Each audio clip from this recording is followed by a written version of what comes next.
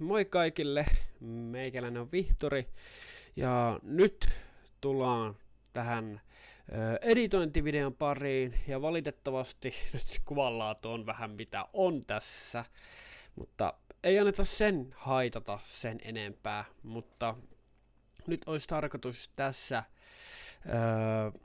vähän muokkailla näitä kuvia ja katsoa minkälaisia me näistä saadaan ja mitä ollaan niinku otettu ylipäätään.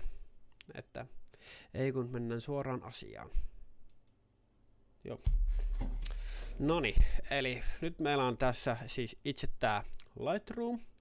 Ja mä itse tykkään ihan käyttää siis perinteistä Lightroomia. Ja ois Lightroom klassikki. Voidaan jossakin joku video kahtoo, miten sitä käytetään. Mutta aloitetaan ihan tällä. Ja täällä, mitä me enimmäkseen tullaan käyttämään, on niinku näitä. Ja voidaanhan me siis ottaa vaikka täältä yksi kuva, vaikka tuo, että miten niinku tässä käy, jos painaa tuosta auto. Et se niinku täällä justiinsa nähdään, että tää säätää niinku kaikki nämä itse. Ja sitten ei tuu mitään muuta. Oho. Tää on vähän kun tää rullalla pyörii, niin tää selailee näitä. Mut tää tosiaan niinku nyt teki väritykset ja kaikki itse. Voi vaikka katsoa tästä toinen tälleen näin.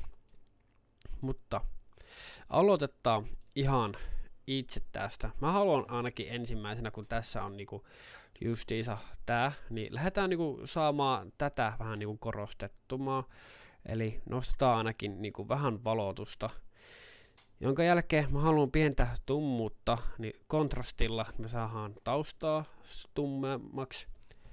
Sitten highlightia mä tykkään yleensä vähän niinku pienentää, koska tää muuten niinku menee liian valkoiseksi.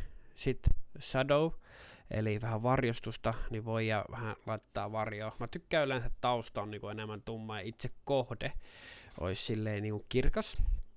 Sitten samaan niinku valkoisuudella, eli se korostaa kaikkia valkoisia värejä, kuten tässä nyt nähdään, niin muuttuu ihan valkoiseksi, mutta se on vähän silleen, että sitä mä tykkään pikkusen laittaa. Sitten jos mustaa lähtee niinku laittamaan myös plussalle, niin se ottaa kaikki mustat pois, joten me ei sitä niinku haluta ihan täysin, niin laitetaan ihan pikkusen miinukselle, niin se tekee tosta kivan värisen, tai siis tommosen ton.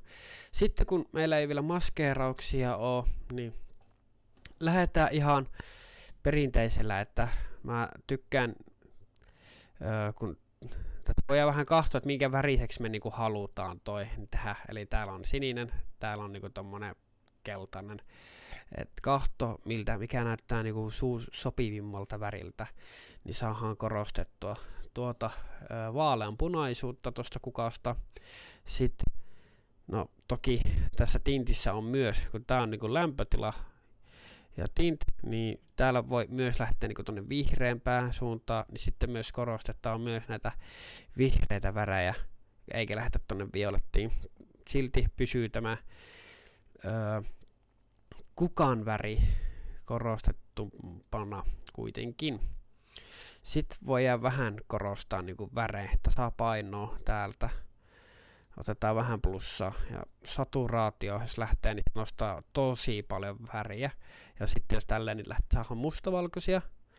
Mutta jos halutaan niin vähän, mutta mä tykkään ihan pikkusen lisätä sitä, niin se tuo tuommoista kirkkautta, korostaa vähän vaaleanpunaisuutta. Näissä on niin kuin monta eri kansakuntaa, että miten näitä tykkää tehdä, mutta tämä on niinku miten mä lähtökohtaisesti niinku tykkään. Sitten tämä on tällainen kuva, että meillä on niinku korostettuna tuossa objekti. Me voidaan vähän niinku tähän tällainen ympyrän muotoinen, että niinku maskeeraus voidaan vähän pienesti korostettaa enemmän tuolta keskeltä, jonka jälkeen tätä voidaan silleen niinku myös katsoa, että kuinka paljon tää on niinku maskin määrä. Eli mä tykkään yleensä nyt kun on väritasapaino nostettu kohilleen, niin täältä voidaan niinku ihan pikkusen nostaa valoa ja sitten vähän näitä säätää kohilleen.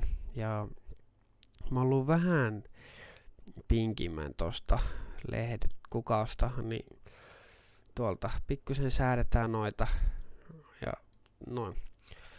Sitten joo, mä huomasin, että tossa mun tallentamisessa se jotenkin jumittu ja se ei todellakaan tallentanut kaikkea. Eli mitä mä niinku muokkasin, se näytti, että mä tein kaikki niinku tähän asti. Mutta sitten kun me mentiin maskeerauksiin, se ei näyttänyt mitä me tehtiin. Eli me tehtiin tai siis me tehtiin tämä ympyrä niinku maskeeraus tähän kukalle. Ja me laskettiin hieman sen valostusta, sitten vähän highlightteja ja muita. Ja sitten korostettiin se eri värejä. Sitten me laitettiin varjostus tänne ja tänne, niin saadaan korostettua vähän semmoista symmetrisuutta, tai siis syvyysvaikutelmaa tässä. Ja sit mä täällä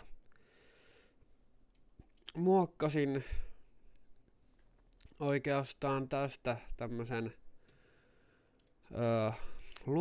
tai tämmösen niinku maisemakuvan. Tämähän oli alkuperäiseltä myös niinku eri kokoinen, eli se on niinku justiinsa ton näköinen. Mut mä haluan rajata sieltä ton puun pois, niin silloin siihen tulee niinku enemmän semmonen maisemakuvausvaikutelma. Voidaan vähän ottaa vielä tohon noin niinku, kokoa ja saatiin täydellinen maisemakuva tähän näkyviin. Ja tässähän mä niinku maskeerauksilla pelkästään, eli otin taivaan eka, sieltä otin valoisuutta ja highlightteja pois, niin mä saadaan korostettua pilvet ja toi aurinko ei niin häikäse. Ja maata mä sit halusin nostaa lämpötilaa, koska mentiin illalla kuvaa, niin että se olisi enemmän tommonen kellertävä, enemmänkin periaatteessa voisi olla. Niin tulee semmonen vaikutelma, että siellä on ilta. No sitten vähän vihreyttä laitetaan tonne. Ja vähän saturaatio ja muita säätöjä. Ja sitten perus taas niinku varjostukset tänne näin, että laitetaan tuota valoisuutta tuolta niinku vähän miinukselle ja tuolta olikin jo miinuksella. Mä en ymmärrä miksi tää oli jäänyt vähän plussalle, mutta että tulee niinku vähän tummempia kohtia sinne näkyviin. Ja sit mulla oli ideana just tässä näyttää teille ennen kuin toi tapahtui, että miten niinku, tai niinku, millainen vaikutus on sillä, että mikä F-luku on. Tää on niinku kuvattu F4, eli sille, että saadaan erittäin blurritausta. Mutta sitten nähdään myös tästä kukasta, että miten se niinku vaikuttaa siihen, kun sit tää on kuvasinko tämän F9, jolloin me saadaan edelleen tausta sumeaksi, mutta me saadaan kukka paljon terävemmäksi. Se ei ole näin roso tai näin sumea tästä reunalta, mutta me saadaan niinku paljon terävempää tästä, jolloin silti on se tausta siellä oikea sumuisuus, mutta no niin, siis viimeinen. Mä äsken ennen kuin se katkaisi tämän nauhoituksen, niin sanoin, että tämä lehti on erittäin kiva yksityiskohta tässä kuvassa, joka jotenkin tekee tästä niinku lopulta sitten täydellisen kokonaisuuden. Että on niinku kivan näköinen. Ja sit me lähdettiin muokkaamaan tää, tai mä kerkesin melkeinpä tämän muokatakin siinä välissä, mutta käytiin niin justiinsa, niin sain jotenkin kivasti, että tää nyt näyttää siltä, miltä siellä näytti mun silmissä. Ja sain niinku tehty tästä paljon kivemman, että tuo aurinko vaikka tuolta häikäiseekin, tostakin nousee tuo niinku valon säde, niin tää kyllä on jotenkin niin kivan näköinen kuva, että tosta vois melkein jopa taulunkin teettää itselleni, mutta on kyllä kiva. Ja tajusin muuten nyt, että ekassa klipissä, minkä tein, niin mulla oli muuten naama täällä. Ja eipä hirveästi ole näitä päästy näyttämäänkään teille, että mitä säätöjä mä oon tehnyt, mutta ehkä se on eniten ollut tärkeää, että olette nähnyt, mitä mä oon tehnyt. Ja sitten pääsette kokeilemaan itse yrittää tehdä näitä samoja teidän omissa sitten kuvanmuokkauksissa.